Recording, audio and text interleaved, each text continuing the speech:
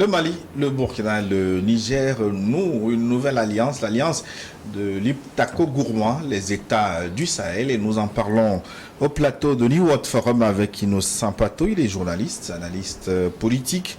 Ismaïla Ibrahim Younoussou, alias Ismaël Talibo, il est écrivain nigérien. Et Louis Magloire Kemayo. Nigérien ou nigérian? Nigérien. Louis Magloire Kemayo, il est journaliste, directeur New World d'économie, écrivain et président du Club de l'information africaine. Et merci, chers téléspectateurs, d'être avec nous pour cette seconde partie. Vous pouvez alimenter cette discussion en envoyant vos messages via WhatsApp. Je vous rappelle le contact qui défile à l'écran, plus 228 96 46 10 31. Faites comme notre ami rwandais, c'est Désiré Radaunga. Je suis à Kigali, je vous suis régulièrement. Merci beaucoup de votre fidélité. Je vous suis toujours de Kigali au Rwanda. J'aime beaucoup votre émission avec l'ambassadeur, très brillant. Quand est-ce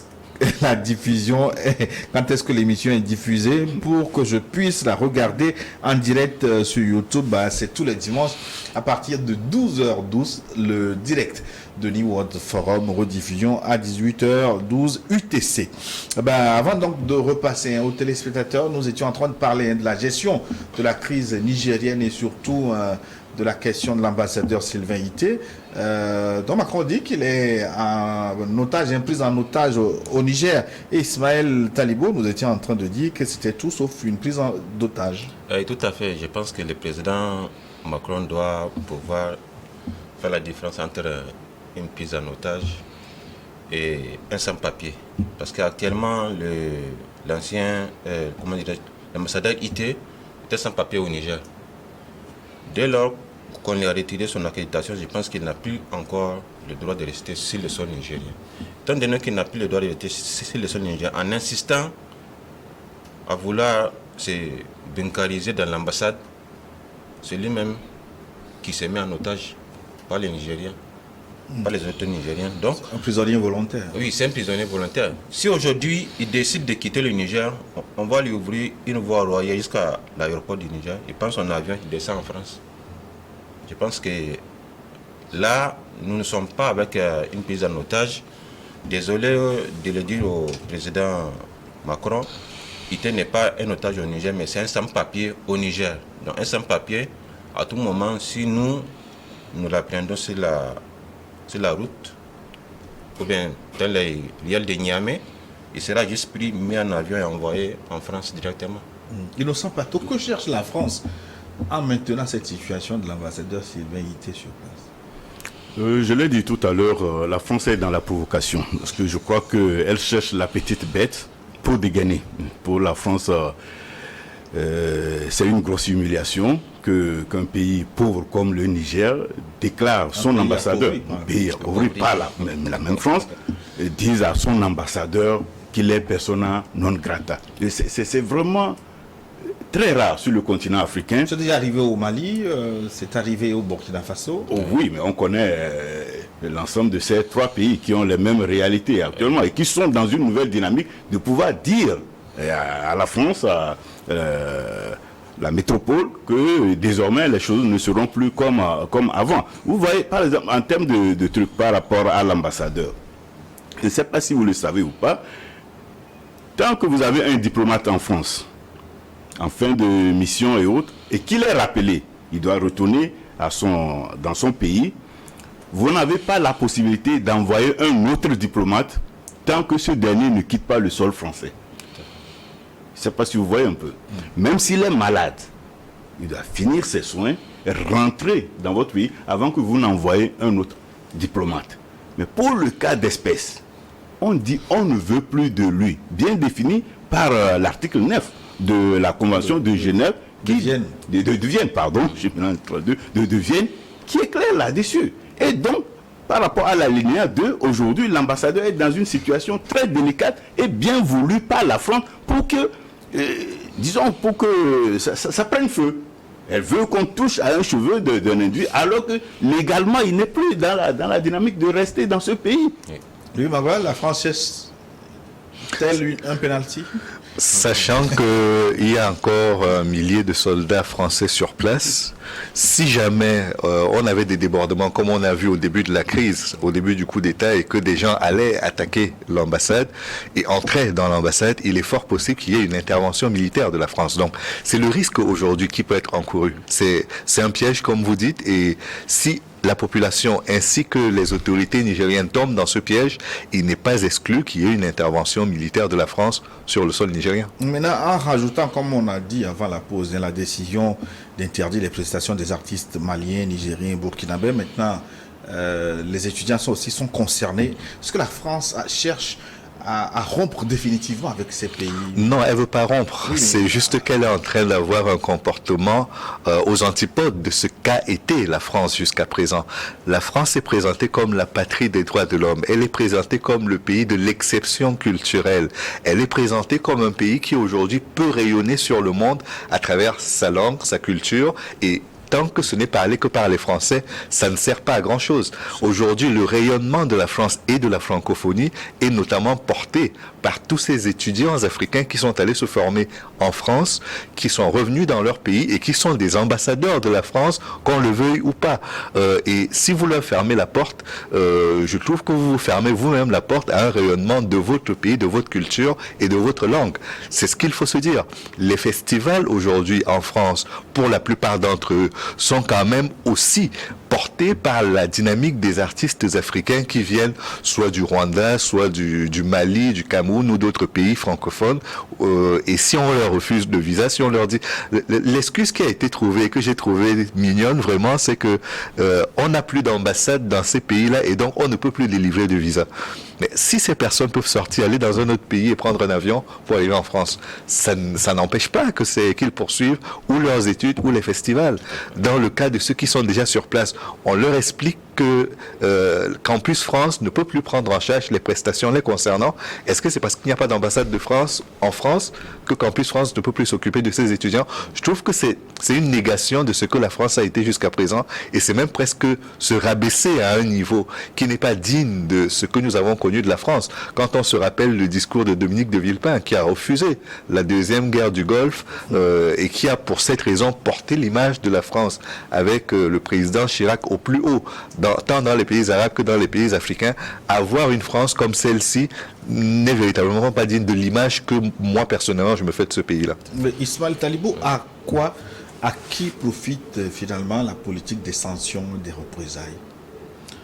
Là, nous pouvons dire quand même que ça ne profite pas à la CEDEAO. Parce que dans la CEDEAO, tout le monde perd. Les pays sanctionnés, à savoir le Burkina, le Mali, le Niger, ne profitent pas parce qu'on les empêche d'avoir accès au minimum. Ça ne profite pas non plus aux pays qui ont sanctionné.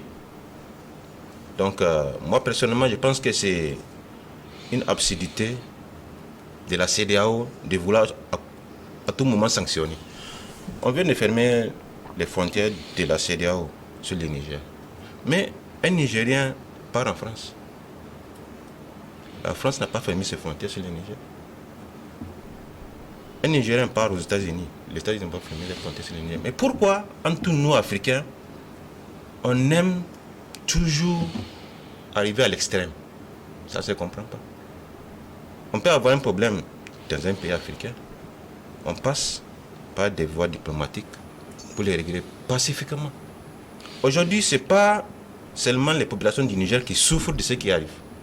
Les sanctions ne touchent pas seulement la population nigérienne, mais ça touche toutes les populations de la CEDEAO. Actuellement, aujourd'hui au Bénin, ils n'ont pas de gaz. Le gaz vient du Niger. Donc, indirectement ou directement, tous les pays de la CEDEAO sont touchés. Maintenant, à qui profite? Je pense que quelque part, ça profite beaucoup plus à la France. Parce que c'est une manière de montrer non seulement sa maîtrise de la CEDEAO, mais aussi une manière de nous faire comprendre que si nous ne sommes pas d'accord avec elle, elle est capable de nous asphyxier. Et ça, c'est purement inhumain. Non seulement de la part de la CEDEAO, mais de la part aussi de la France. Parce que attaquer ses frères sur des bases presque humanitaires, c'est un peu criant. Nous allons nous tourner vers les téléspectateurs maintenant pour leur contribution. Et je voudrais commencer avec Pierrot depuis l'AIUA. Pierrot nous revient. Bonjour, cher ami. Je crois que l'AES, c'est l'Alliance des États du Sahel, est la bienvenue et je crois que mon pays, le Togo, doit adhérer. C'est confirmé sur LCI que tout est vraiment convoyé au Bénin pour attaquer le Niger. Ces dirigeants ouest-africains me font pitié. Comment comprendre qu'on accepte l'injonction de l'ANFRAS et aucun président n'a levé le petit doigt pour raisonner Macron? Vive le Burkina, le Mali, le Niger pour que vive l'unité africaine. Bonne émission. Merci beaucoup Pierrot. C'est vrai que j'ai écouté aussi cette information des militaires ivoiriens qui seraient venus à Cotonou en stationnement en direction du Niger peut-être. Votre commentaire? Je salue vivement cette intervention de Pierrot, le téléspectateur. Je crois que c'est dommage ce qui veut se passer. Mais je le dis très sérieusement, non, il n'y aura pas d'intervention militaire au Niger. Hein. Je suis très sincère. Je ne vois pas quelle interprétation, quel argument donnerait-on pour une intervention militaire au Niger. Je salue bien le mouvement qui a été créé et comme le disait le putschiste de Gaulle, puisque maintenant celui qui vient par un coup d'État, il faut l'appeler putschiste, comme le fait Macron, je vais l'imiter. Le putschiste de Gaulle disait que les États n'ont pas d'intérêt, n'ont pas d'amis, mais ils n'ont que des intérêts. Mais si aujourd'hui le Togo, en adhérant à ce mouvement qui vient de naître, peut trouver un plus pour le bien-être de sa population, mais j'applaudirai la politique togolaise. Le Togo est dans une dynamique. Le Togo ne veut pas de guerre, il ne veut pas d'intervention militaire, mais je souhaite que nos autorités aient le courage de le dire ouvertement, hein, qu'elles nous le disent. Nous interprétons par rapport à leurs attitudes, par rapport à leur comportement, mais que le Togo se démarque de cette situation pour qu'on sache clairement à l'instant T, le Togo ne fait plus partie de cette dynamique. Maintenant, vous allez voir, les trois pays qui viennent de créer un mouvement, s'ils sont sérieux, il y aura un mouvement de pays vers cette entité, parce que ces pays trouveront de la matière là-bas. Le Togo est un pays qui a le port. Mais le port, ce n'est pas pour la population togolaise, ça sert les pays de l'Intel. Si le Togo peut ouvrir son port pour que nous, les Togolais, nous puissions avoir de la ressource, pour qu'on puisse augmenter nos salaires, je soutiendrai ce chef d'État, cet homme politique qui ferait cette affaire-là pour moi. Si les autres laissent, le Togo peut prendre. Ce qu'il faut dire, c'est que les trois pays concernés sont trois pays de l'Interland. Ils sont tous enclavés, que ce soit le Burkina Faso, le Niger ou bien le Mali. Les trois sont enclavés. Donc, quelque part, ils ont besoin d'une façade maritime. Et le Burkina Faso est frontalier du Togo. Ça pourrait être une des voies d'approvisionnement. Mais ce que je voulais dire, c'est qu'il ne faut pas que nous nous arrêtions à l'écume des vagues. Nous reprochions à Macron de trop parler et de parfois mal s'exprimer, d'avoir de la légèreté dans ses propos, ce qui pénalise son pays, la France. N'incitons pas nos chefs d'État à faire exactement la même chose. Non, je vous comprends.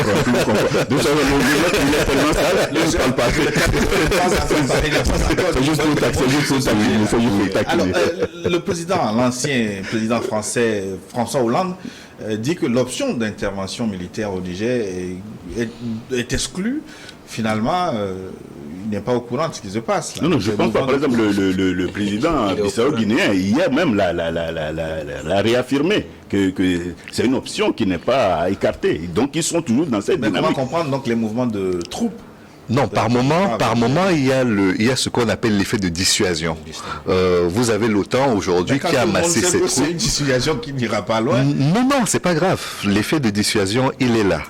Qu'il produise des résultats ou pas, il faut quand même avoir cet effet-là.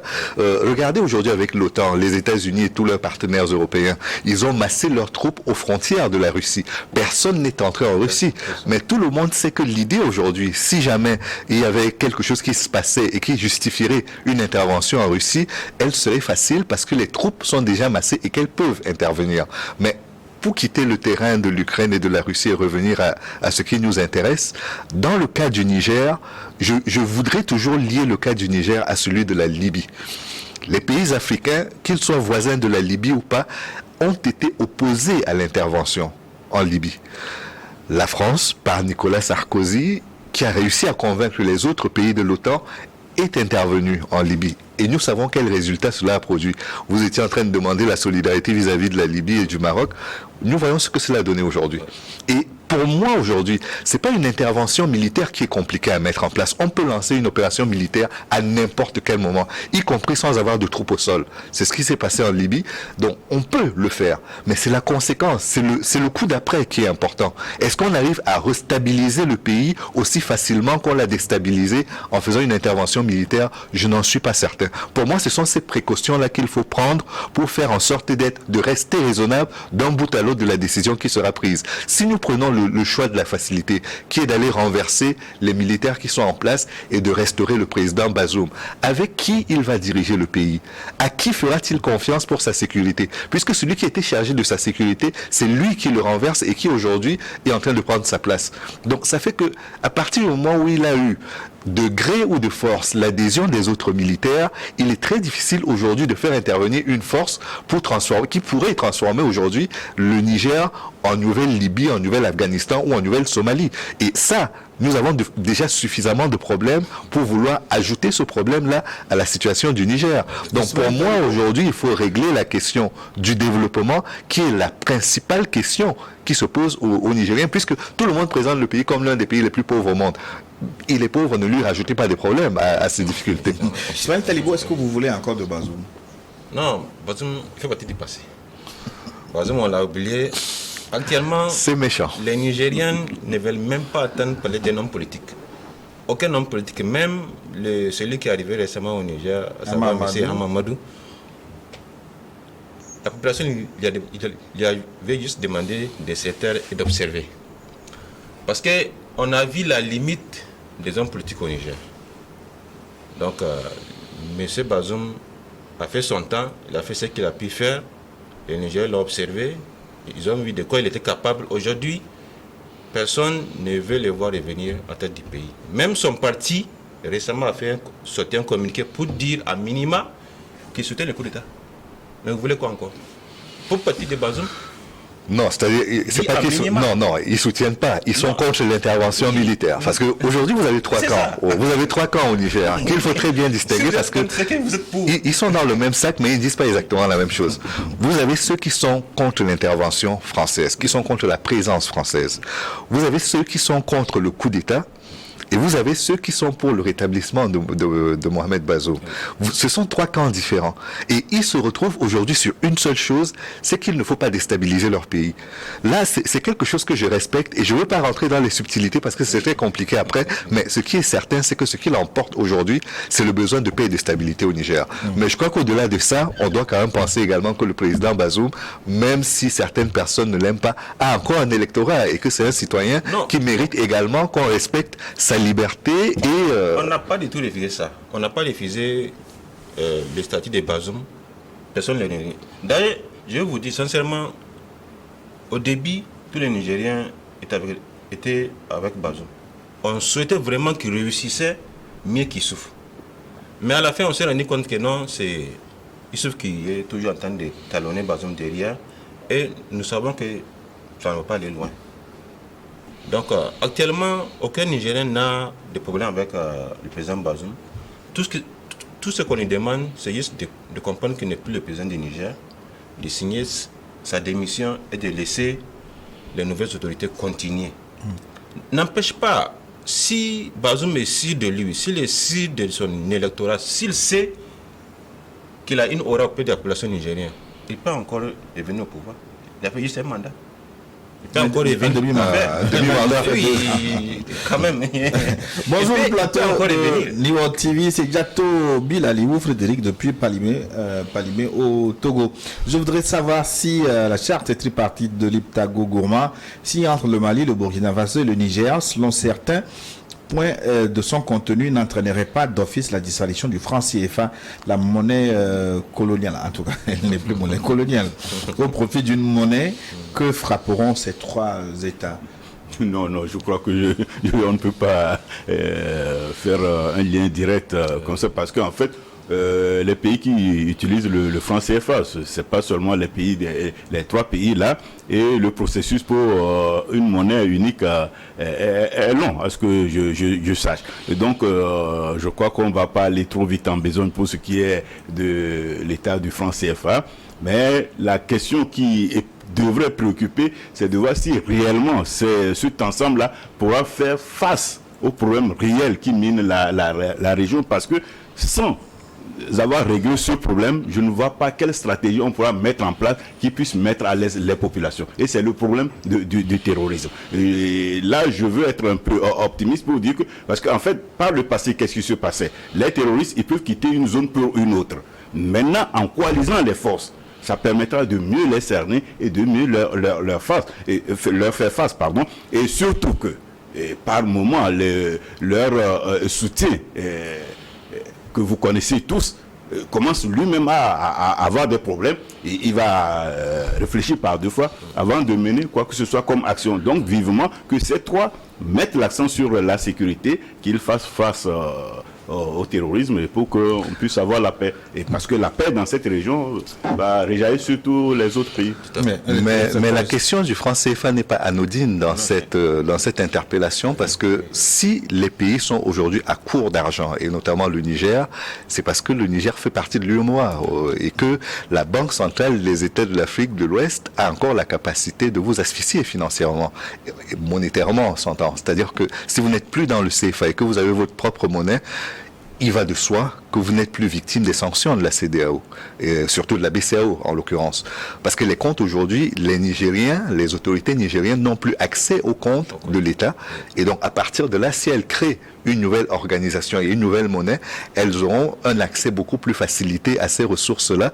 Et l'autre chose aussi qui peut être vue, c'est que si jamais elles quittent la CEDEAO, ainsi que l'UEMOA, intervenir dans leur pays, ce serait une déclaration de guerre de fait. On n'aurait même plus besoin de qualifier, ce serait une guerre déclarée contre eux. Donc pour moi, on ne peut pas sous-estimer la dimension monétaire dans le pas qui vient d'être franchi, et on ne peut pas non plus sous-estimer la dimension militaire, parce que s'ils franchissent ces 2 étapes, cela annihile toute possibilité aujourd'hui d'intervention militaire des pays de la CEDEAO au Niger. Non, c'est pas une question de sous-estimer, mais dans l'immédiat, est-ce que c'est faisable? Mais pour l'instant, quand même, c'est une jeune alliance, donc ils doivent aller... Ça pourrait être faisable si sur le plan commercial, ils arrivaient à nouer des accords avec un pays qui accepterait par exemple que contre des biens naturels, de l'or par exemple, du diamant ou autre chose, on batte monnaie pour eux. C'est-à-dire s'ils trouvaient un pays comme l'Autriche, j'en sais rien, je cite n'importe quel pays qui accepterait de battre leur monnaie, ils iraient ensemble vers la création de cette monnaie et ils quitteraient la Banque centrale des États de l'Afrique de l'Ouest et l'UEMOA. Ça peut être une possibilité, mais pour l'instant, pour moi, personnellement, je pense que la sécurité du Liptako Gourma est la chose la plus importante pour l'Alliance. Parce qu'une fois que cette zone sera sécurisée, la monnaie pourra... les pays pourront... Je voulais juste répondre à sa question, parce que c'est pas à exclure. On peut pas... Une manne financière... On ne peut pas l'exclure d'un revers de main, mais bon, ce qui est prioritaire aujourd'hui, tout le monde l'a bien compris, c'est la paix et la stabilité. Et comme on le sait, l'économie déteste les bruits de bottes et l'insécurité de façon générale. Direction Karamek Kofi. À mon avis, les peuples maliens, nigériens et burkinabés ont trouvé des oiseaux rares à la tête de leur pays. Alors pourquoi faut-il encore organiser des élections dans ces pays au risque de retomber dans les systèmes démocratiques importés de l'Occident? Merci Kofi pour votre contribution depuis Kara. Je vais y rester même. Kara, c'est le Nord Togo. Richard Tagba, le fidèle de tous les dimanches, il est avec nous. Bonjour très cher Gilles, je vous espère en très bonne forme ce matin. C'est le cas, ainsi que nos valeureux invités sur le plateau. Richard Tagba depuis Kara. Bienvenue aux nouveaux invités, les nouveaux. Ismaël Talibo et Innocent Pato. On doit, à mon avis, arriver à des petites unions, des pays africains pour favoriser la pleine indépendance de notre chère Afrique. C'est en quelque sorte l'Union africaine qui aujourd'hui n'est véritablement, parce qu'on voudrait, ou tout au moins les pays fondateurs ont voulu, même si certains pense le contraire. Tous les pays africains devraient être dans la même dynamique pour ne pas toujours se tourner vers l'Occident qui devient un danger politique, économique et social pour nous au regard de tout ce qui se passe sur notre continent. Cependant, je voudrais savoir si de vraies bases d'une union à l'africaine mettant en évidence nos valeurs sont réellement définies pour ne plus faire grincer les dents plus tard. L'ennemi, entre parenthèses, l'Africain, européen, étant toujours proche qu'on ne le croit. Merci, Richard Tagba, pour votre contribution. De Mango, je crois maintenant, c'est Théo Carré qui nous écrit, le prince Dagomé Glozou. Que dit-il? Bonjour Gilles, au doyen Innocent et Kemayo, sans oublier l'écrivain Ismaël qui est le Moussa Kaka sur le plateau. À mon avis, cette alliance montre clairement que ces trois pays sont prêts pour affronter une force étrangère ou de la CEDEAO. Cette alliance montre en effet que ces pays sont organisés et engagés à annuler tout ce qui cherche à intervenir militairement au Niger.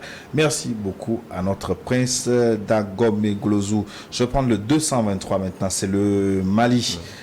Qui nous écrit bonjour Niwok TV Zouma du Mali. Salut les invités du jour sur le plateau. Nous les Africains qui voulons une démocratie de sa propre définition ne peuvent pas donner une forte crédibilité à cette alliance de nos trois pays car nous partageons plus qu'une superphysique que les colons nous ont imposée. Cette alliance en vue nous libérera des menaces sur le terrain et aussi de la politique de la France-Afrique qui nous met les bâtons dans les roues. Il faut que nos chefs d'État actuels changent de politique pour que la France et les États-Unis d'Amérique fassent une mise à jour de leurs accords d'hier. Merci et bonne suite d'émission à vous. Merci beaucoup à notre cher ami qui nous écrit de Bamako au Mali. Je vais à Cotonou maintenant au Bénin. Salut le forum, merci pour le débat. Kemayo est un bon journaliste, merci, j'ai l'impression qu'il souffle le chaud et le froid. C'est bien de toutes les façons, souffler le chaud et le froid, ça veut dire qu'il est au centre équilibré. Job Sanou, depuis Bamako, au Mali maintenant. Il me parle le malinqué encore. Bonjour encore. Ismaël va m'aider tout à l'heure. Merci encore de nous émerveiller avec vos thèmes d'actualité. Une fois de plus, les dirigeants du Mali, du Burkina et du Niger viennent de prouver aux peuples africains que c'est de cette façon que l'Afrique peut émerger. L'AES, l'Alliance des États du Sahel, qui serait pour moi née du G5 Sahel, est la seule façon de bien lutter contre le terrorisme et l'Union européenne et les États-Unis avaient compris cela depuis en refusant de financer le G5 Sahel sous prétexte que les voies et moyens de financement de l'Union européenne sont très lentes et pourtant des milliards d'euros ont été facilement dépensés en Ukraine. Que ces trois pays se concentrent sur l'essentiel qui est la sécurité et les intérêts de leur peuple. Mes salutations aux invités et bon courage à vous. Gilles Job Sanou depuis Bamako au Mali à la Katile Radi. Qu'est-ce que ça veut dire? C'est Malakai, je ne peux pas Malakai. Ok. Je parle Hausa et le Sonrai. Ok. La Côte d'Ivoire maintenant, bonjour. New World Forum, merci pour votre histoire d'alliance des États du Sahel. C'est une bonne nouvelle. Il faut impérativement que ces trois pays commencent à fabriquer leur Satan 1, 2, 3 pour éviter que tous ces vautours détruisent leur alliance. Merci beaucoup pour votre contribution depuis la Côte d'Ivoire. Le plus 44 maintenant. La Grande-Bretagne. La Grande-Bretagne, je pense que c'était notre ami écossais qui nous écrit salut New World et les panélistes, c'est Joe depuis l'Écosse. J'aimerais vous remercier pour le thème du débat et l'éveil des consciences. Cette alliance devrait se faire depuis fort longtemps car ces trois pays souffrent des mêmes maux que qu'on appelle le terrorisme. En tout cas, tout est à refaire en Afrique, surtout francophone, pour essayer de combler le retard sur les 50 prochaines années. J'ai 4 points à souligner aux panélistes. 1. Pourquoi jusqu'ici les accords coloniaux ne sont pas mis à disposition des citoyens? 2. Y a-t-il une vision sur les prochaines années 10, 20 50 ans. 3. Y a-t-il une vision pour organiser l'éducation à la base? Comme exemple, les Indiens, les Iraniens, les Chinois sont dans 3 facultés à l'extérieur, à savoir médecine, computer et puis sciences et ingénierie.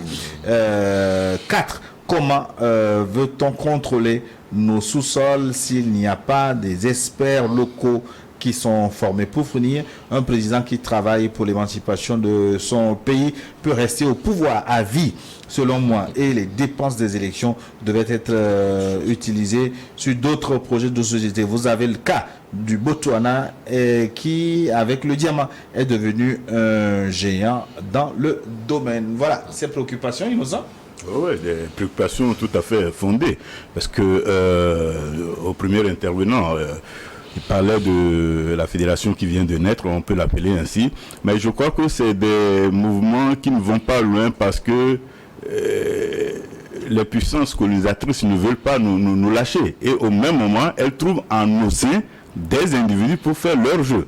Et quand je parlais de la fédération du Rassemblement démocratique africain en 1946, et c'était un courant qui était pour le fédéralisme sur le plan africain, quand il y avait d'autres qui étaient pour la balkanisation. Et les leaders pour la balkanisation, il y avait le Félix Houphouët-Boigny qui était suffisamment travaillé par la France pour que de pareils mouvements ne puissent pas tenir. Et donc la suite, on l'a vu. Donc au jour d'aujourd'hui, il revient aux pays africains, aux leaders consciencieux, d'être vigilant et de ne pas céder à quoi que ce soit, et d'avoir une orientation et un programme pour leur pays. Parce qu'aujourd'hui, nous applaudissons les leaders des pays où il y a eu les coups d'État, mais je crois savoir que sur le long terme, c'est un peu délicat parce qu'ils sont venus par rapport à un contexte donné, et il y a une priorité actuellement. Et donc, le temps de jouer face à cette priorité, ça prendra un temps. Est-ce que nous sommes prêts à faire ce sacrifice? Et si oui, on va les accompagner jusqu'à un moment donné, et après on va passer à une autre étape. La priorité aujourd'hui au niveau des pays du Sahel, c'est la sécurité. Sans la sécurité, on ne peut rien faire, on peut faire quoi que ce soit. Ismaël Talibo, vous voulez ajouter? Oui, il y avait un message là qui parle que l'Alliance aussi doit avoir son Satan et son Satan dès là. Les missiles, oui, je pense que juste avant la création de cette alliance-là, il y avait une rencontre à huis clos entre le vice-ministre russe des Affaires de la Défense, le ministre de la Défense du Niger et les autorités maliennes. Je pense qu'il y a eu des choses là-bas qui peuvent encore nous permettre de croire que cette alliance ira loin. Ça n'a pas été dit, on n'a eu aucun écho, mais... Est-ce que le Niger a rejoint le camp russe? Non, le Niger, pour l'instant, je pense que le Niger ne le fera pas. N'a pas rejoint le camp russe, mais vous ne pouvez pas faire compagnie avec le Mali et le Burkina sans être ami avec les Russes. Il y a des choses qui arrivent et auxquelles vous êtes obligé de faire avec. Donc actuellement, nous n'avons pas encore rejoint le camp russe, mais nous sommes dans une alliance avec le Mali et le Burkina qui ont déjà des alliances avec les Russes. Donc pour l'instant, nous observons, mais rien n'est encore dit. Personnellement, je crois que le Niger ne rejoindra pas pour une raison simple, c'est que si le coup d'État, et il faut dire que c'est un coup d'État, est encore toléré par les Américains, c'est parce qu'il n'y a pas de présence russe. Si les Russes arrivaient sur le terrain au Niger, la position des Américains changerait radicalement. Bon, donc, alors... pour ma part, enfin, on verra bien, mais c'est pas un pari que je fais. Mais je suis certain, au Niger. Je suis certain que les Russes, enfin, l'attitude bienveillante des Américains est due au fait que les Nigériens n'ont pas basculé dans le camp russe. Pour le moment, ça m'étonnerait que les Nigériens n'aient pas conclu quoi que ce soit avec les Russes, étant donné qu'ils sont dans la main avec les Burkinabés et les Maliens. Je voudrais relayer maintenant le message d'Adi depuis Pointe-Noire, Congo-Brazzaville. Il pense que Louis Magloire Kemayo se contredit quand il donne l'exemple de la Turquie et ne veut pas appeler un chat au Gabon. Au Gabon, il pense aussi qu'il y a eu coup d'État comme au Niger. 226 maintenant, je vous suis depuis le Burkina Faso. Félicitations à votre plateau. Très belle thématique. L'ambassadeur nous manque. Abel Segoyou Kekehoui va nous revenir très bientôt. Très belle analyse. Merci pour l'éveil des consciences africaines à Veribou Abou depuis le Burkina Faso. Je voudrais prendre maintenant le message de VK. Je crois que nous sommes dans une période de grande recomposition. APA qui peut être enfin, qu'est-ce qu'il dit, qui peut avoir des points de vue différents sur l'Union africaine, sur l'actualité mondiale et qui a vu jour à Lomé. Ok, et hier l'alliance des pays du Sahel qui laisse à la France son G5 Sahel, un regroupement de ces 3 pays du Sahel avec au moins 2 pays côtiers dans une communauté où alliance marquera la fin de la CEDEAO parce que les pays ont besoin des pays côtiers pour leur économie. Merci beaucoup Veka pour votre contribution. Je vais de nouveau au Bénin. Qu'est-ce qui nous vient de là? Bonjour plateau, je suis content de votre émission. Où se trouve mon ambassadeur Sogoyou Kegewe aujourd'hui? Il est au repos, il reviendra bientôt. Soyons sincères, hein, les autorités françaises sont, je ne vais pas prononcer, l'autre que Mayo, j'aime bien vos débats. La France a trahi l'Afrique avec les tirailleurs du Sénégal. Dites la vérité à ces chefs d'État qui soutiennent la CEDEAO et la France. Je suis Bego Camille Alex, Togolais vivant au Bénin. Merci à vous tous et bonne journée dominicale. Assistant Fofana nous a écrit, à moins que vous ayez quelques commentaires sur le sujet. Hein. Non, mais je pense qu'on demandait la vision pour les pays africains. Il ne faut pas oublier que l'Union africaine a été créée en 1963 et que elle aura 100 ans en 2063, si je ne me trompe, en 2023. Qu'est-ce que je raconte 2000... En 1963. Elle a été créée en 1963. 100 ans. En 2000... Je suis mauvais en calcul, hein, ça se voit. Bon, j'étale toutes mes limites. Mais ce que je veux dire, c'est qu'il y a une vision de l'Union africaine par rapport à cette période-là. Elle est en train de préparer cela et ça contient beaucoup de choses sur lesquelles il faudrait revenir, mais le temps serait trop long, trop court pour arriver à faire le bilan de tout ce que l'Union africaine prépare par rapport à ce 100e anniversaire de la création de l'organisation. Et je voulais ajouter une autre chose, c'est que l'Union africaine a été faite de sorte que les pays qui y entrent sont simplement liés par la géographie. Nous sommes tous situés sur le continent africain, nous faisons partie de l'Union africaine. Quand vous prenez toutes les autres organisations continentales, elles ne sont pas faites sur ce modèle-là. Et aujourd'hui, quand on a cette alliance des États du Sahel, elle se fait sur une base objective. C'est-à-dire, l'idée aujourd'hui, c'est d'arriver à faire en sorte que ce soit une union d'intérêts. L'Union européenne est partie d'intérêts. L'Union des pays d'Amérique du Nord et de l'Asie, par exemple, part des mêmes intérêts. Si aujourd'hui nous n'avons pas des critères de sélection pour recruter dans nos organisations, elles resteront faibles parce que personne ne sent qu'il peut en être exclu pour de bonnes raisons, c'est-à-dire des raisons objectives, et personne ne sent qu'il mérite d'y entrer parce qu'il remplit des critères objectifs. Et donc, pour moi, arriver à faire des organisations comme celle-là aidera celles qui existent déjà à prendre un coup de jeune en rajeunissant leurs critères, en n'étant pas uniquement père fouettard, c'est-à-dire décider que quand vous êtes un mauvais élève, on vous punit, on punit vos populations et on passe à autre chose. C'est pas le bon mode de fonctionnement et c'est ce qui aujourd'hui retarde la plupart du temps la solidarité entre nos pays. Et je pense que c'est de vision 2000. Non, je ne reviens pas dessus. Bonjour mon frère Gilles, salut tes invités. Je suis très contente de la charte signée entre les 3 pays. J'espère que ça va marcher.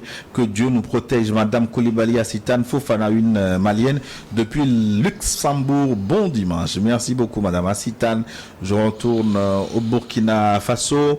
Bonjour le plateau Niwa TV. Nous saluons les nouveaux invités sur le plateau ce matin. Vivement que la paix revienne au Niger. En effet, je suggère que vous parliez aussi de la situation au Burkina Faso sur le bras de fer qui oppose la France.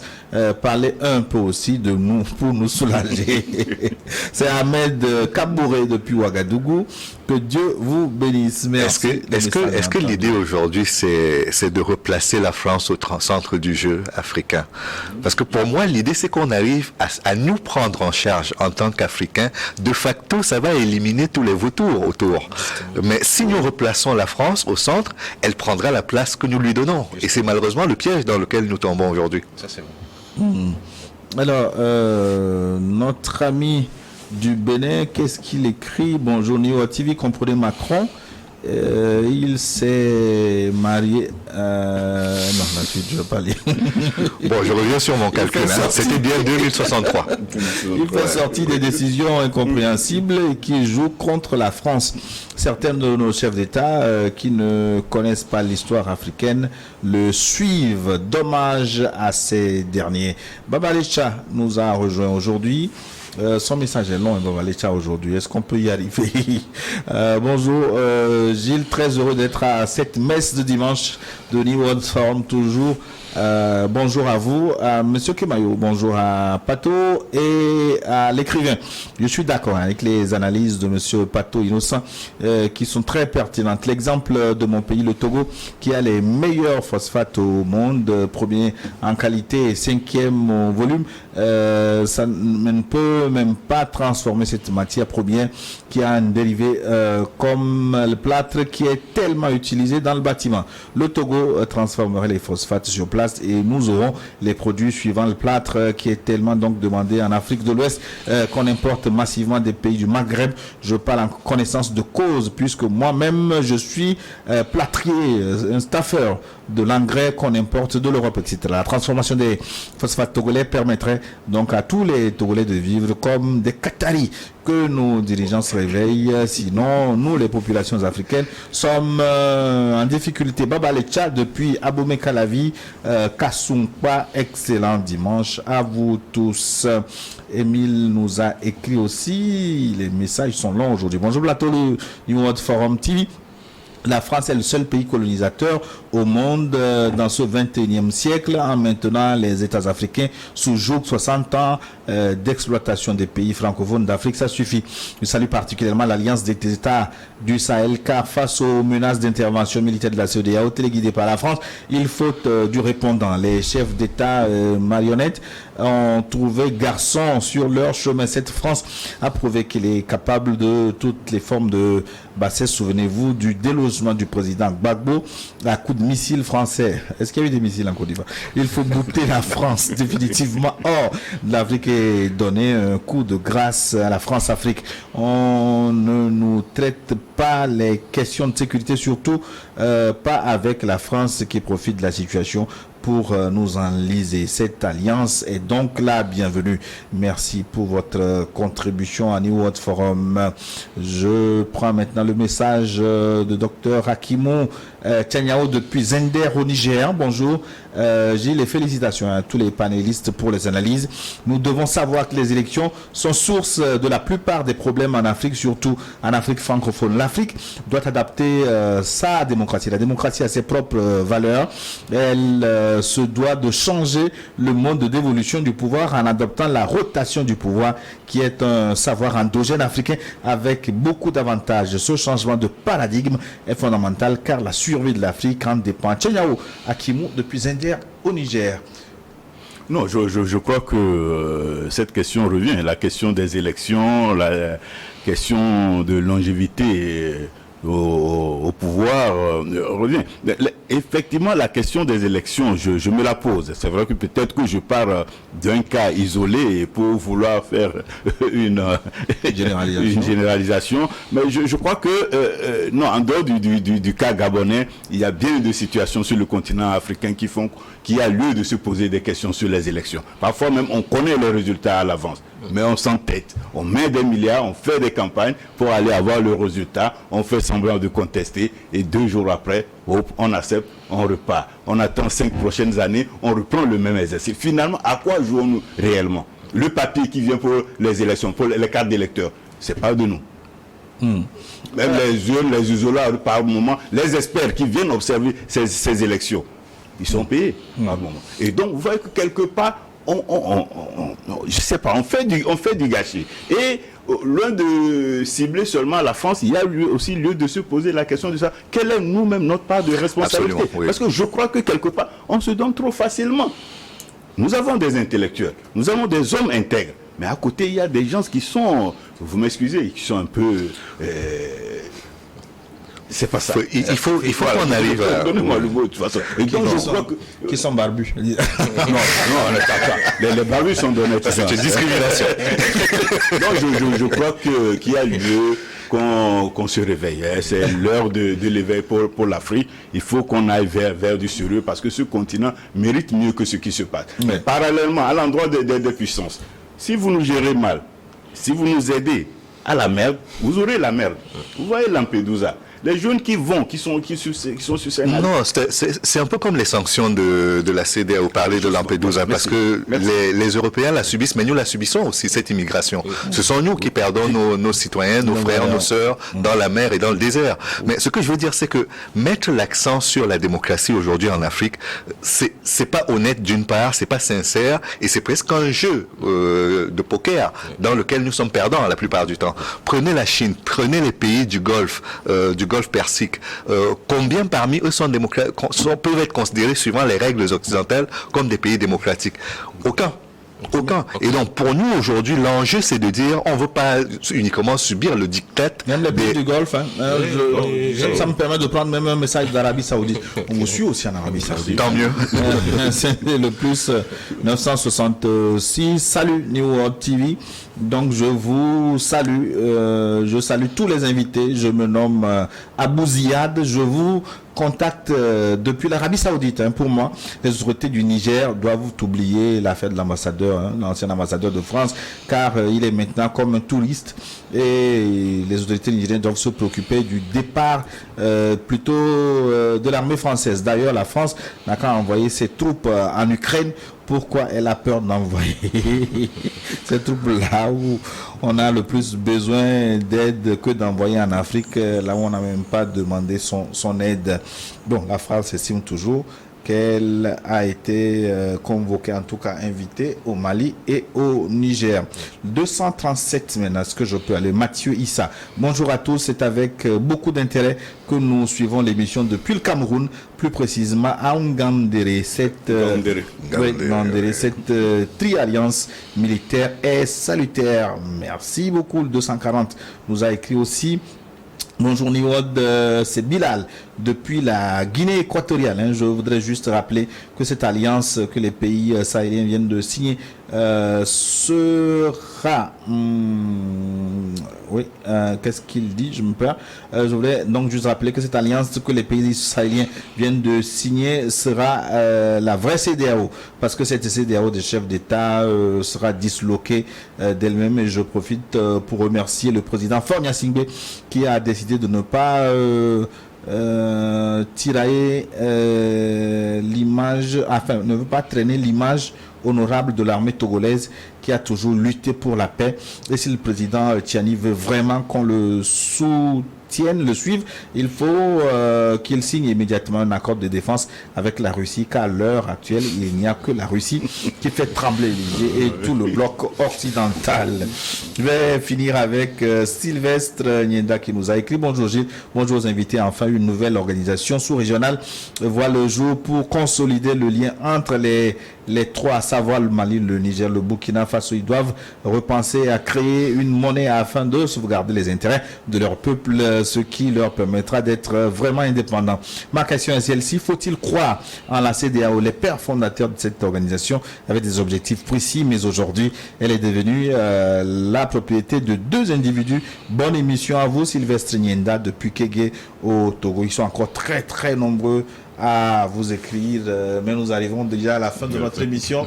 Ismaël Talibo, merci d'être passé. Merci, et je tiens vraiment à vous remercier pour cette invitation. C'est un honneur pour moi. Et avant tout, j'aimerais au nom des Nigériens vivant au Togo, particulièrement, et de l'ensemble de la population nigérienne, remercier le président Faure pour son soutien, à savoir chercher à permettre un dialogue entre la CEDEAO et les nouvelles autorités, parce que nous voulons bien discuter avec la CEDEAO, mais de manière pacifique. Surtout, sa position qu'il a avec l'appui, nous a beaucoup aidé. Parce que si le Togo aussi décidait d'aller parmi les votes en guerre, vous voyez, ça serait un peu encore difficile pour les Nigériens. Donc, sincèrement, nous remercions le président pour cette posture pacifique que nous les connaissons et que nous connaissons également au peuple togolais qui ont été toujours un peuple pacifique. Donc, nous tenons vraiment à les remercier. Et je tiens aussi à dire au peuple nigérien de continuer la lutte. Nous les soutenons et nous sommes avec eux. Merci. Je vous remercie beaucoup. Merci. Le message est passé aussi bien aux Nigériens qu'au président togolais. Un petit mot, Louis Magloire Kemayou. Oui, nous avons parlé de la création d'une nouvelle organisation sur le continent. J'espère que nos organisations continentales redoreront leur blason, qu'il s'agisse de celle-ci qui est en train de naître et sur laquelle nous ne pouvons pas dire grand-chose pour le moment, ou de celle qui existe déjà et sur laquelle tout le monde crache aujourd'hui. L'Afrique a besoin de grands ensembles, de se constituer en grand ensemble pour affronter les autres grands ensembles. Donc ne discréditons pas, ne jetons pas le bébé avec l'eau du bain, comme on dit souvent. Consolidons nos institutions et faisons en sorte que grâce à elles... Nous sommes déjà à la fin. Vous n'avez que 10 secondes là. Parce que... oui, 10 secondes. Bon, disons. Il y a quelqu'un qui a posé la question de savoir si la CEDEAO doit-elle exister. Je dirais oui. La CEDEAO doit exister. Mais à réformer. À réformer. Parce que l'idée que les pères fondateurs avaient derrière le président Gnassingbé Eyadema et Yakubu Gowon du Nigeria avaient de cette organisation est dévoyée. Et puis par rapport aux réalités du moment, il y a beaucoup de choses à revoir, tout comme au niveau de l'Union africaine. Beaucoup de choses à dire encore, nous reviendrons sur le sujet. Merci beaucoup à Cléso Pignan qui a assuré la réalisation. On se dit à très bientôt sur New World Info.